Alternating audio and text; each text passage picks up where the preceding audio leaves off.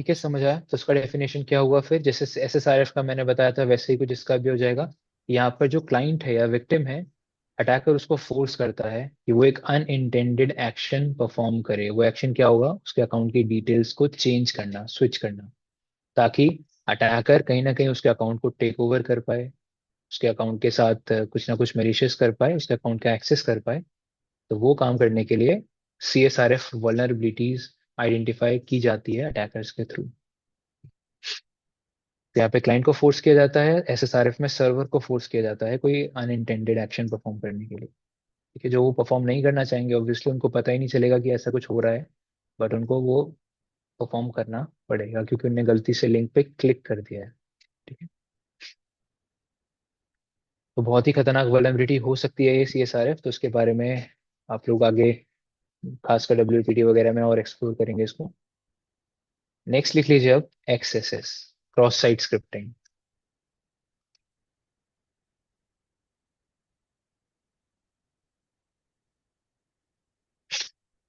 अब cross site scripting का concept क्या है?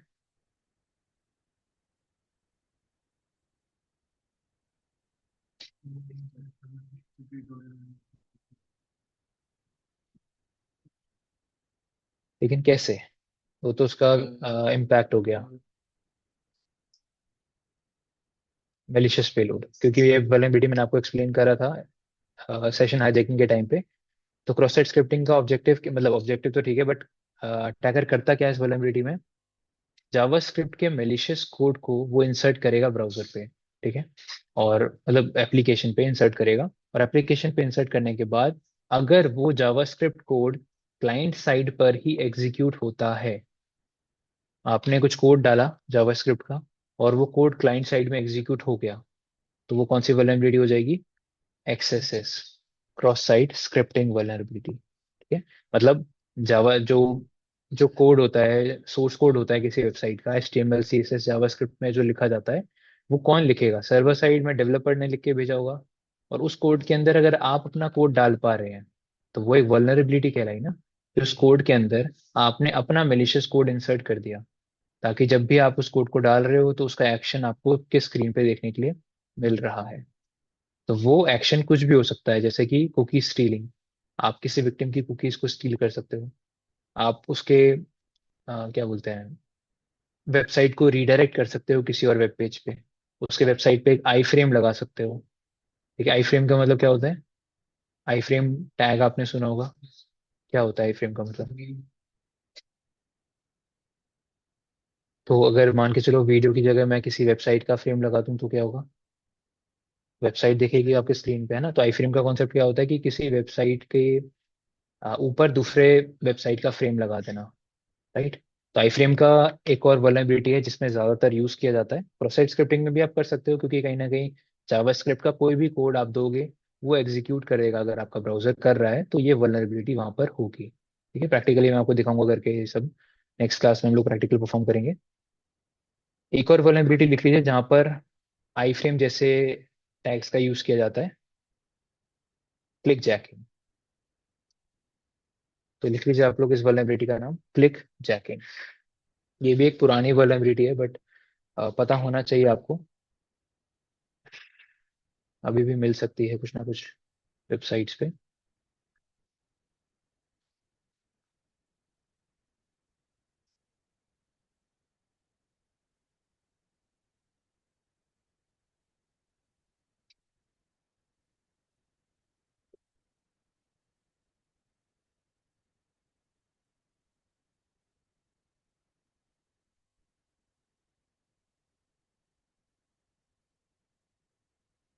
अब इसका कॉन्सेप्ट समझ लीजिए क्लिक जैकिंग का।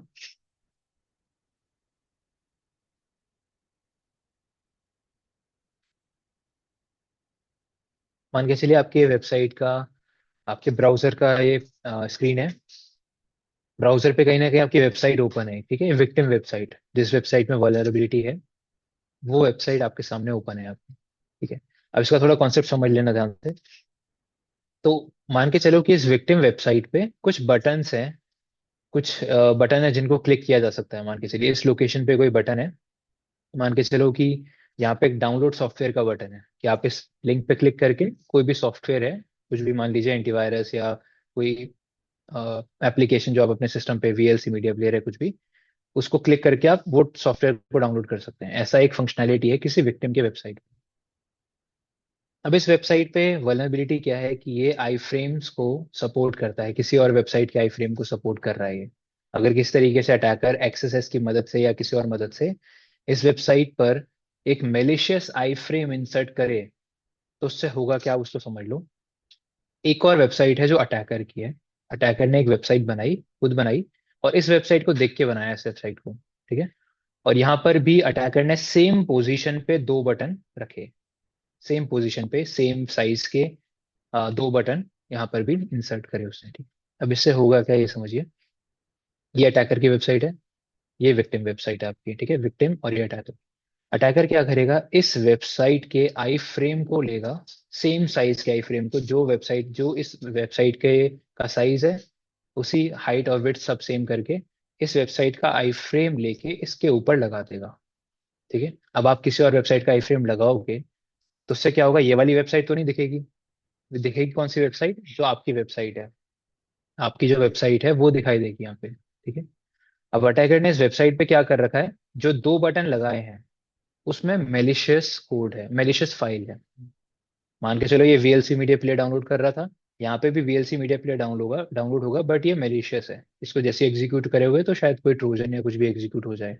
ऐसा कुछ कोड, ऐसा कुछ उसने मेलिशियस यहाँ पे डाला हुआ है। अब इस केस में होगा क्या, जब अटैकर इसका आई फ्रेम यहाँ पे लगाएगा तो एज इट इज ये बटन उसके ऊपर आ जाएगा, ये वाला इसके ऊपर आ जाएगा, इस तरीके से हो जाएंगे। अब ये वाली वेबसाइट ऊपर दिख रही होगी आपको, राइट। अटैकर क्या करेगा, इस वेबसाइट को जो इसने ऊपर लगाया है इसकी ओपेसिटी को जीरो कर देगा। ओपेसिटी जीरो करने का मतलब,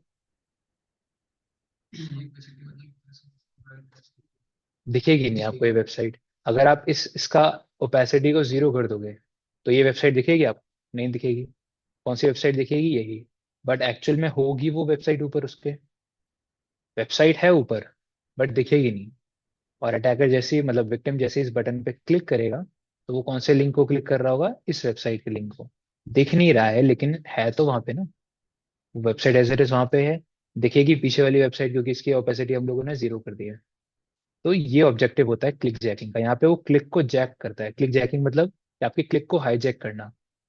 अभी विक्टिम को लग रहा है कि वो एक्चुअल में इस फाइल को डाउनलोड कर रहा है जो यहाँ पर है, बट उसने मेलिशियस, अटैकर ने मेलिशियस वेबसाइट, मेलिशियस स्क्रिप्ट एक ऊपर लगा रखी है, और वहां पे उस स्क्रिप्ट के कंटेंट्स को अटैकर या विक्टिम मतलब डाउनलोड कर रहा होगा। समझ आया?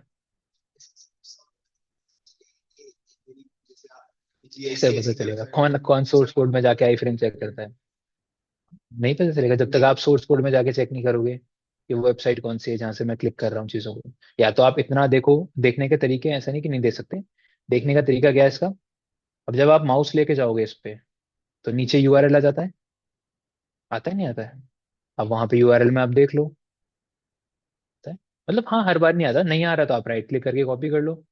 कॉपी लिंक एड्रेस का ऑप्शन होता है ना आपके पास। हाँ, हर बार नहीं आता लिंक, अगर आ रहा है तो आप देख लो नीचे। हर बार नहीं आ रहा तो आप राइट क्लिक करके लिंक को कॉपी करो और फिर जाके उसको नेक्स्ट ब्राउजर पे पेस्ट करके देखो कि वो लिंक अगर चेंज है, क्योंकि वो लिंक किसका दिखा रहा हुआ, इस अटैकर की वेबसाइट का दिखा रहा हुआ। अगर ऐसा है तो फिर आप उस लिंक पे क्लिक मत करो, जाके इस वेबसाइट का सोर्स कोड चेक करोगे तो वहां पे कहीं ना कहीं वो मेलिशियस आई फ्रेम आपको मिल जाएगा जिसकी वजह से अटैकर का वेबसाइट ऊपर दिख रहा है, ठीक है। तो ये किसका कॉन्सेप्ट होता है, क्लिक चेकिंग का, ठीक है। सीएच एग्जाम में खासकर इसके ऊपर दो तीन क्वेश्चन आ सकते हैं, तो थोड़ा ध्यान रखना, इसलिए मैंने इस वल्नरेबिलिटी को बताया आप लोगों को। दो से तीन क्वेश्चन सिर्फ इसी के ऊपर आ सकते हैं। तो क्लिक जैकिंग समझ के रखिए कि हाँ, अटैकर ने मेलिशियस स्क्रिप्ट लगा रखी है किसी विक्टिम वेबसाइट पे, और जब यूजर्स उससे इंटरेक्ट करेंगे तो वो अटैकर के वेबसाइट के सॉफ्टवेयर को, मेलिशियस कंटेंट को डाउनलोड कर रहे होंगे, ठीक है।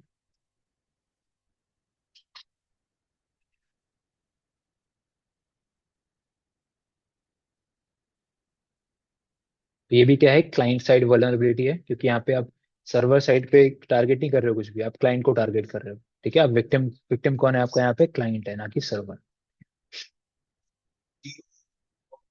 ओपेसिटी, ओपेसिटी आप जीरो कर देते हो ताकि वेबसाइट दिखे ना।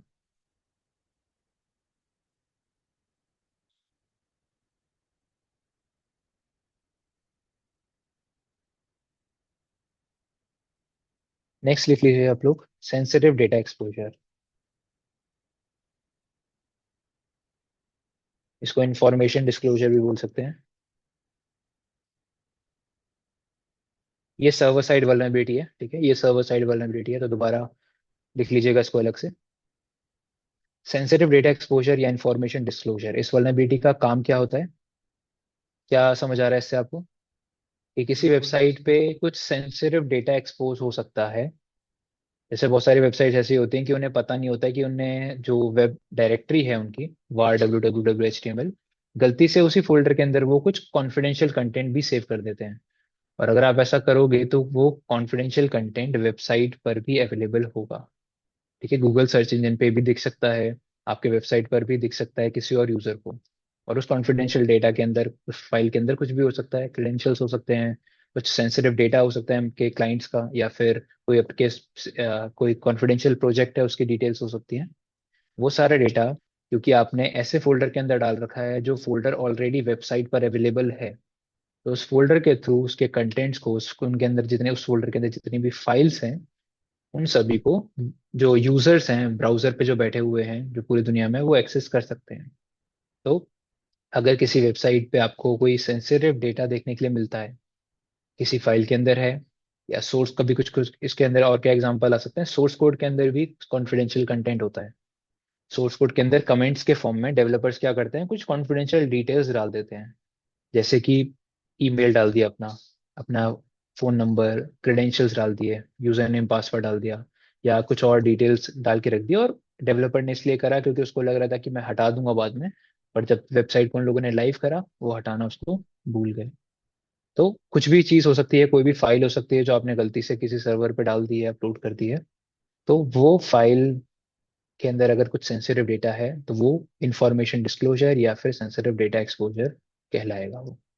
ठीक है, तो इसके लिए आप गूगल डॉक्स का यूज कर सकते हो, खासकर गूगल डॉक्स आप लोगों को पता है। गूगल डॉक्स से आप किसी वेबसाइट के सेंसिटिव डेटा को एक्सेस कर सकते हैं। आप वहाँ पे फाइल टाइप डाल सकते हो, मुझे टीएक्सटी फाइल ढूंढनी है, हो सकता है कि किसी टीएक्सटी फाइल के अंदर कुछ कॉन्फिडेंशियल कंटेंट डाला हो, कुछ और फाइल्स, ईएनवी फाइल्स हो सकती है, इन्वायरमेंट फाइल्स, इनके अंदर डेटाबेस के क्रेडेंशियल्स हो सकते हैं। ठीक है, तो सेंसिटिव डेटा को ढूंढने के लिए आप गूगल डॉक्स का यूज कर सकते हो। कुछ लोग गिटहब पे भी डाल देते हैं अपने कॉन्फिडेंशियल कंटेंट। जैसे क्या करते हैं, कंपनियों का जो गिटहब या कंपनी के एम्प्लॉयज का जो गिटहब पेज होता है, उसको वो लोग प्राइवेट की जगह पब्लिक कर देते हैं और उसमें से सेंसिटिव कंटेंट हटाना भूल जाते हैं। तो उस सिचुएशन में अगेन आपके अगेंस्ट ये वल्नरेबिलिटी हो सकती है परफॉर्म, जिसको बोलते हैं सेंसिटिव डेटा एक्सपोजर, जो कि एक सर्वर साइड वल्नरेबिलिटी है। ठीक है, क्लाइंट साइड नहीं है, सर्वर साइड है ये। समझ आ गया सेंसिटिव डेटा एक्सपोजर?